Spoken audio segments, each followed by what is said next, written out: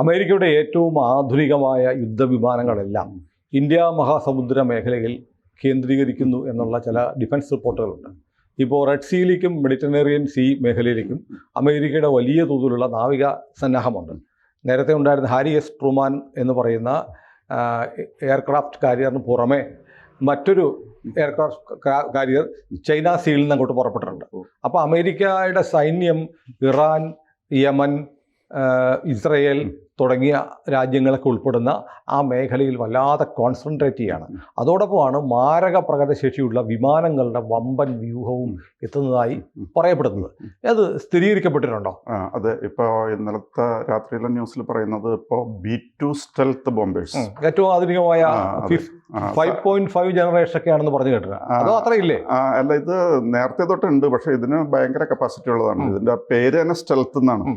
അപ്പൊ നമ്മൾ ചിലപ്പോൾ പറയുമല്ലോ, the cat entered the room stealthily to drink milk എന്ന് പറയും. ഇത് സൂത്രത്തില് റഡാറിലൊന്നും പെടില്ല, റഡാറിൽ പെടില്ല. അപ്പൊ എവിടെയെങ്കിലും യുദ്ധം ചെയ്യുമ്പോൾ അമേരിക്ക സാധാരണ ആദ്യം ഉപയോഗിക്കുന്ന വിമാനം ഇതാണ്. കാരണം അവരുടെ എന്തെങ്കിലും മിസൈൽ ലോഞ്ചിങ് ഏരിയാസ് ഒക്കെ ഉണ്ടെങ്കിൽ അടിച്ച് തകർക്കാനായിട്ട് ഇതാണ് ആദ്യം പോയിട്ട് യുദ്ധം ആരംഭിക്കുന്നത്. ഇറാഖിലൊക്കെ യുദ്ധം ചെയ്തപ്പോൾ ആദ്യം ഉപയോഗിച്ചത് ഈ സ്റ്റെൽത്താണ്. അതൊരു വിചിത്രമായ രൂപമാണോ? അതെ, വിചിത്രമായ വിമാനങ്ങളുടെ രൂപമല്ല. അതെ. അപ്പൊ ഈ സാധാരണ റഡാറിലൊന്നും അത് പെടില്ല. അതുകൊണ്ട് പെട്ടാൽ തന്നെ ഒരു അടക്കാക്കുരുവിയുടെ വലുപ്പത്തിലൊക്കെ കാണുള്ളൂ എന്നൊക്കെയാണ് പറഞ്ഞു കേട്ടിട്ടുള്ളത്. അതെ, അതിനെതിരെ 5.5 ജനറേഷൻ ഒന്നും അല്ല, അതിന് താഴെയുള്ള ജനറേഷൻ നേരത്തെ ഉള്ളതാണ്. പക്ഷെ അതിന്റെ കപ്പാസിറ്റിയിൽ കുറവ് വന്നിട്ടില്ല. ഓൾഡ് ഈസ് ഗോൾഡ് എന്ന് പറയുന്ന പോലെ ഇപ്പോഴും അതിനെ ട്രീറ്റ് ചെയ്യുന്നത്. പക്ഷെ ഇപ്പൊ സ്റ്റെൽത്ത് ബോംബേഴ്സ് പുതിയത് ഡെവലപ്പ് ചെയ്ത് വരുന്നുണ്ട്. പക്ഷെ ഇപ്പോഴും ഉപയോഗിക്കുന്നുണ്ട്. ഭയങ്കരമായിട്ട് ഇത് പഴയതാണ് നല്ലതെന്നാണ്. അത് തന്നെ. അപ്പോ ഇപ്പൊ ഇന്ത്യൻ ഓഷനിൽ പ്രത്യേകിച്ച് ഡീഗോ ഗാർഷ്യ ഐലൻഡിന്റെ ചുറ്റുപാടും ഈ B2 സ്റ്റെൽത്ത് ബോംബേഴ്സിൻ്റെ ഒരു കളിയാണ്. അപ്പോൾ ഇതിന് അകം തന്നെ ട്രംപ് ആവശ്യത്തിന് മിലിറ്ററി അസറ്റ്സ് ഒക്കെ അവിടെ ഉപയോഗിച്ചത് നമുക്കറിയാം. ഹാരി എസ് ട്രൂമാൻ എന്ന് പറയുന്ന കപ്പലുണ്ടായിരുന്നു. പിന്നെ ഈ നേരത്തെ പറഞ്ഞ കാൾ വിൻസൺ എന്ന് പറയുന്ന അറ്റോമിക് പവർ കൊണ്ട് ന്യൂക്ലിയർ പവേർഡ് ഷിപ്സ് ഉണ്ടായിരുന്നു. അങ്ങനെ പലതും ഉണ്ടായിരുന്നു.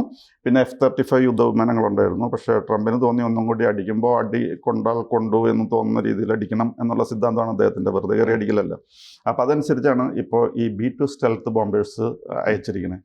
B2 സ്റ്റെൽത്ത് ബോംബേഴ്സ് ഇപ്പോൾ അത് പുറപ്പെട്ടത് വൈറ്റ്മാൻ എയർഫോഴ്സ് സെൻ്റർ ഉണ്ട്, അതായത് മിസൂറിയിൽ. അവിടെ നിന്നാണ് ഈ പറയുന്ന ഡീഗോ ഗാർഷ്യയിലേക്ക് വിട്ടിരിക്കുന്നത്. അപ്പോൾ US എയർഫോഴ്സിൻ്റെ കീഴിലുള്ള ഈ പറയുന്ന B2 സ്പിരിറ്റ് എന്നും അതിന് പേരുണ്ട്. B2 സ്പിരിറ്റ് സ്റ്റെൽത്ത് ബോംബേഴ്സ് എന്നാണ് കംപ്ലീറ്റ് ആയിട്ട് പറയുന്നത്. അപ്പോൾ ഈ B2 സ്റ്റെൽത്ത് ബോംബേഴ്സിൻ്റെ 30% ആ എയർഫോഴ്സിലുള്ളത് ഇവിടെയാണ്, ഇപ്പോൾ ഡീഗോ ഗാർഷ്യയിലാണ്. അപ്പോൾ ഈ ഡീഗോ ഗാർഷ്യയിൽ കൊണ്ടുപോയി വെച്ചിരിക്കുന്നതിൻ്റെ പ്രശ്നം എന്താണെന്ന് വെച്ച് കഴിഞ്ഞാൽ, അവർക്ക് ഇപ്പോൾ യമനായിട്ട് യുദ്ധം നടക്കുന്നത് ഒന്നും കൂടി ശക്തിപ്പെടുത്തുക. മാത്രമല്ല, ഇതിൽ യമനെ പ്രത്യേകിച്ചൊന്നും പഠിപ്പിക്കാനൊന്നുമില്ല. യമനെ ഇങ്ങോട്ട് തിരിച്ചു കാര്യമായിട്ടൊന്നും ചെയ്യാൻ കഴിയുന്നവരില്ല അവർ. പിന്നെ ഇടയ്ക്ക് ഡയലോഗ് അടിക്കും എന്നുള്ളത് അതിൽ കൂടുതലൊന്നും പ്രവർത്തിക്കാൻ പറ്റില്ല എന്നറിയാം.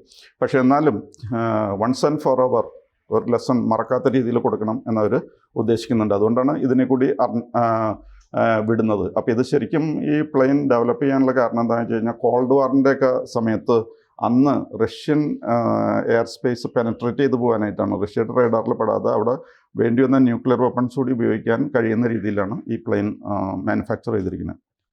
അപ്പോൾ ഇവരിപ്പോൾ പോയിരിക്കുന്ന ഡീഗോ ഗാർഷ്യ എന്ന് പറഞ്ഞു കഴിഞ്ഞാൽ യമനിൽ നിന്നും 3500 കിലോമീറ്റേഴ്സ് ദൂരെയാണ്, ഇറാനിൽ നിന്നും 4000 കിലോമീറ്റേഴ്സ് ദൂരെയാണ്.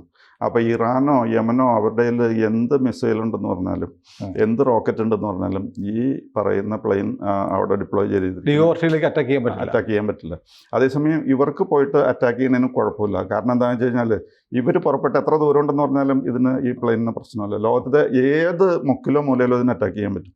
കാരണം എന്താണെന്ന് വെച്ച് കഴിഞ്ഞാൽ, നോൺ സ്റ്റോപ്പ് ആയിട്ട് 40 കിലോമീറ്റർ 40 മണിക്കൂർ ഫ്ലൈ പറക്കാൻ പറ്റും. അതെ.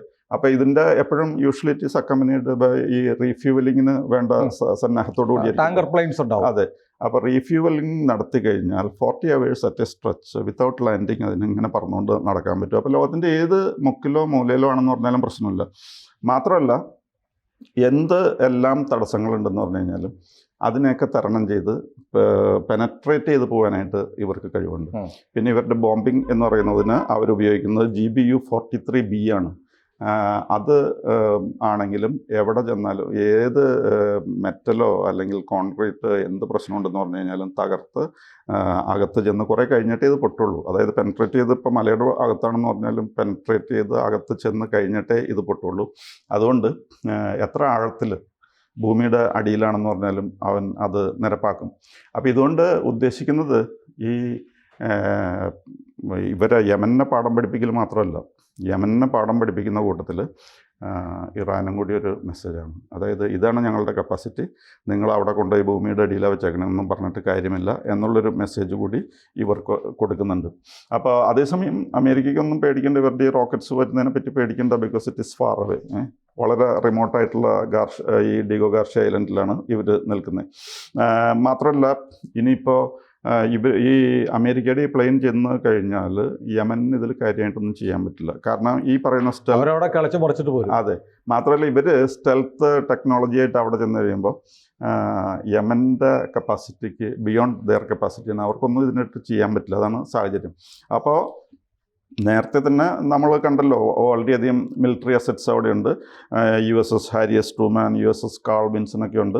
അതിൻ്റെ കൂടെ F-35 ഒരു വ്യൂഹമുണ്ട്. ഇതെല്ലാം ഒരുവിധം അത്യാവശ്യം പണികളൊക്കെ ചെയ്തിട്ടുണ്ട്.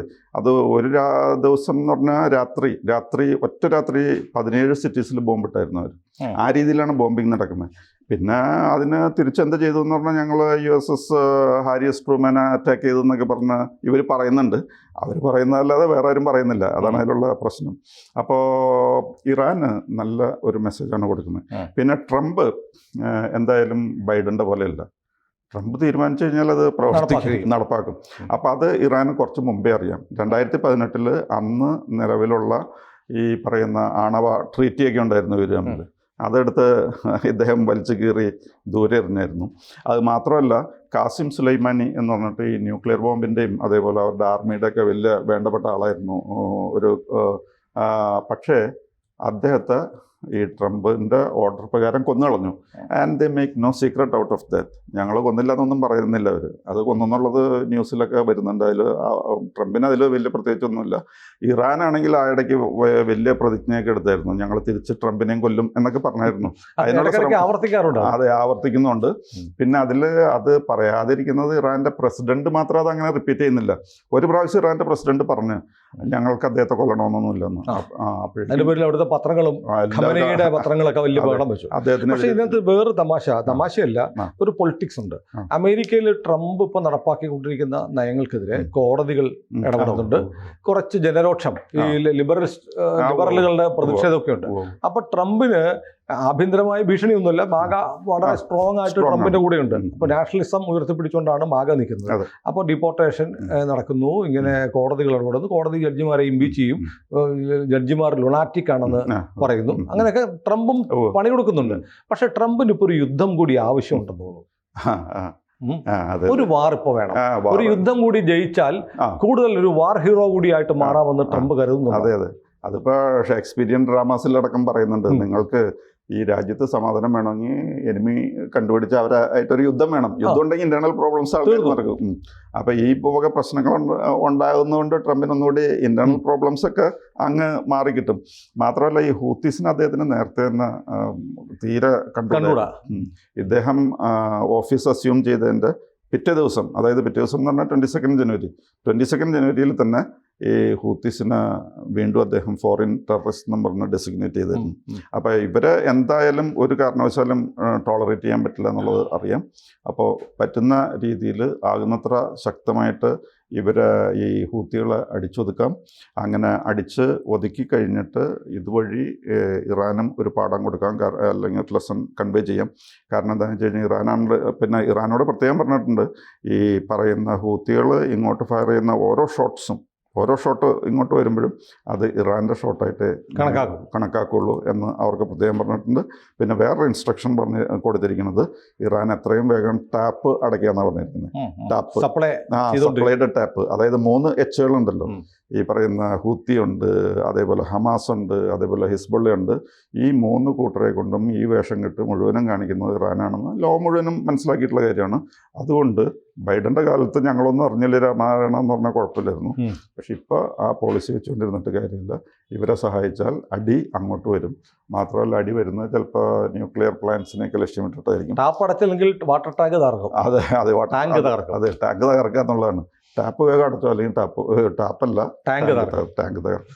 ഏതായാലും നമുക്ക് നോക്കാം ഇത് എവിടെ വരെ എത്തും, അതെ. എന്താണ് ഇനി സംഭവിക്കാൻ പോകുന്നത്. ഏതായാലും പതുക്കെ ഇറാന് നേരെ അല്ലെങ്കിൽ അമേരിക്ക നേരിട്ടിടപെടുന്ന ഒരു യുദ്ധം നമുക്ക് തൊട്ടു മുന്നിൽ കാണാൻ കഴിയും എന്ന് തോന്നുന്നു. അതെ. ഇപ്പോൾ പ്രാക്ടിക്കലി അല്ല, അത് അദ്ദേഹം പറഞ്ഞിട്ടുണ്ടല്ലോ, നിങ്ങൾ ഹൂത്തികളുടെ കാര്യം നിങ്ങൾ മറന്നേക്കുന്നതാണ് ഇസ്രായേലിനോട് പറഞ്ഞിരിക്കുന്നത്. അത് ഞങ്ങൾ അതൊക്കെ അത് കുറെ കാലമായിട്ട് നടക്കുന്നത്. ഇടയ്ക്കിടയ്ക്ക് പോയി അമേരിക്ക പോയി ആക്രമിക്കും, യമനിൽ സൗദിയെ ആക്രമിക്കും, റഷ്യ പോയി സിറിയയിലൊക്കെ ചിലയിടത്ത് ബോംബ് ആക്രമണം, സിറിയയിലല്ല യമനിലൊക്കെ ബോംബ് ആക്രമണം നടത്താറുണ്ട്. അത് നടന്നുകൊണ്ടിരിക്കുന്ന ഒരു ആചാരം പോലെ നടക്കുകയാണ്. അതല്ല, ഇറാന് നേരെ ഒരുപക്ഷെ അമേരിക്കയുടെ ഒരു ഇടപെടൽ ഉണ്ടായേക്കാം. കൂടുതൽ വാർത്തകളും വിശേഷങ്ങളും നിങ്ങളിലേക്ക് എത്താൻ ABC മലയാളം സബ്സ്ക്രൈബ് ചെയ്യുക, ബെൽ ബട്ടണും അമർത്തുക.